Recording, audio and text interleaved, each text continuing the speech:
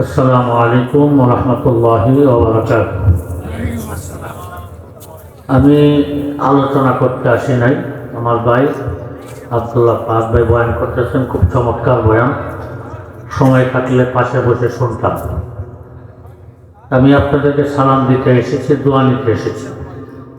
আমি বাংলাদেশ খেলাফত মজলিসের প্রার্থী যদিও, কিন্তু এখন আমি 10 দলের প্রার্থী এবং সাধারণ জনতার প্রার্থী। আমি এমপি হওয়ার জন্য আসি নাই, আমি জনগণকে দুর্নীতি থেকে মুক্ত করার জন্য এসেছি। আমি দুর্নীতি করতে আসি নাই, দুর্নীতি মুক্ত একটা সমাজ উপহার দিতে এসেছি। আমি এই এলাকার রাস্তাঘাটের উন্নয়ন করতে এসেছি। আমি স্কুল কলেজ মসজিদ মাদ্রাসা নির্মাণ করতে এসেছি। আমি এসেছি গরিব দুঃখী মানুষের চিকিৎসা সেবা 100% তাদের নিশ্চয়তা দিতে। আমাদের দেশের গরিবদের চিকিৎসা হয় না কোথাও। এই চিকিৎসার অভাবে অনেক মানুষ অনেক কষ্ট করে, জায়গা জমি বিক্রি করে।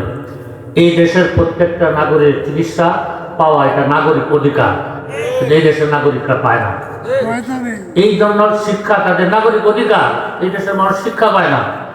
স্কুল কলেজে পড়ে, প্রাইভেট টিউশনি করাইতে হয় বাচ্চাদেরকে। একটা কৃষক বাবা সারাদিন কষ্ট করে কামাই করে যা, তার ছেলের লেখাপড়ার পিছনে সব দেয় রেখে, সংসার নিয়ে ভালো কিছু খাইতে পারে না। এটা এই দেশের নাগরিকের অধিকার থেকে বঞ্চিত হচ্ছে প্রত্যেকটা নাগরিক। গত 54 বছর এই দেশের নাগরিকরা সকল অধিকার থেকে বঞ্চিত। সরকারি যত বড় বরাদ্দ আসে তার 10% কাজ হয়, 90% বিদেশ পাচার হয়। আমি সেই পাচার রোধ করতে এসেছি। একটা টাকা সরকারি বরাদ্দের একটা টাকা চুরি এই মোহাম্মদুল্লাহ বেঁচে থাকতে হতে দেব না ইনশাআল্লাহ।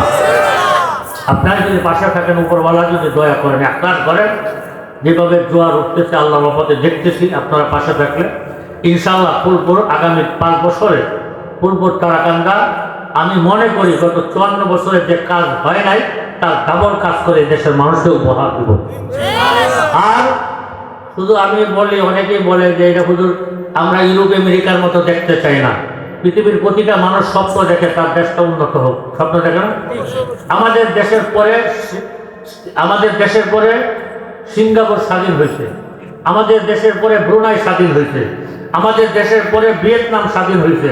আপনারা যারা ভ্রমণ পিপাসু আছেন, আমার মতো আছেন কিনা আমি জানি না, আমি প্রায় 70-80টা দেশ ঘুরাছি, ইউরোপের 28 দেশ আমি ঘুরছি।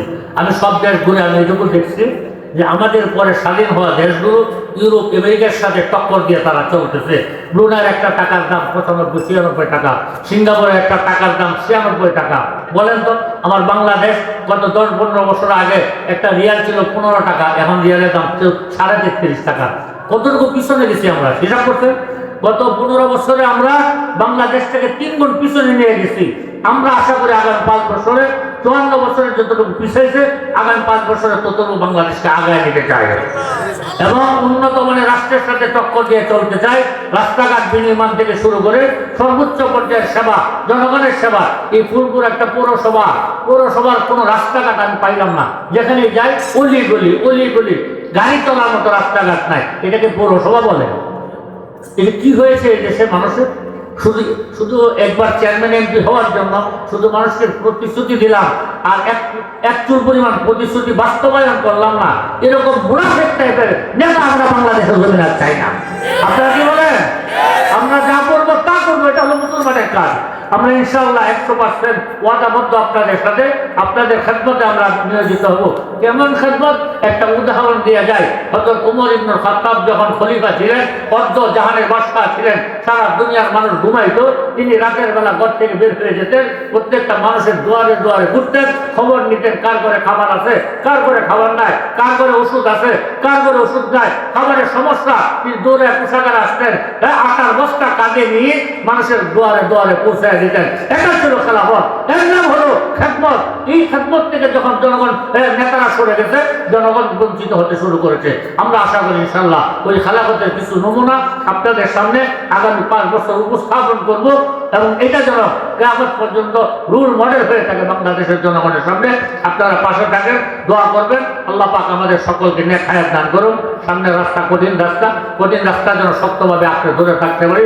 আল্লাহ পাক তৌফিক দান করুন। আসসালামু আলাইকুম ওয়া রাহমাতুল্লাহি ওয়া বারাকাতুহু।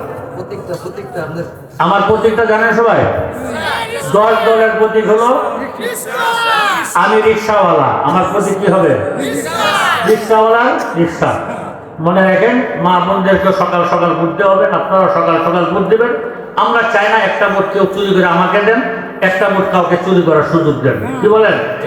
একটা ভোট যদি আমাকে চুরি করে দেন, তাহলে আমি 100% ফেয়ার এমপি হবো না। আর ওই এমপির তো আমার দরকার নাই। 100% ফেয়ার ভোট যেটা, এটা দিবেন। অন্য কেউ যেন চুরি করতে না পারে সেই ব্যবস্থা আপনারা নেবেন। পাবেন ইনশাআল্লাহ। আসসালামু আলাইকুম ওয়া রাহমাতুল্লাহি ওয়া বারাকাতুহু।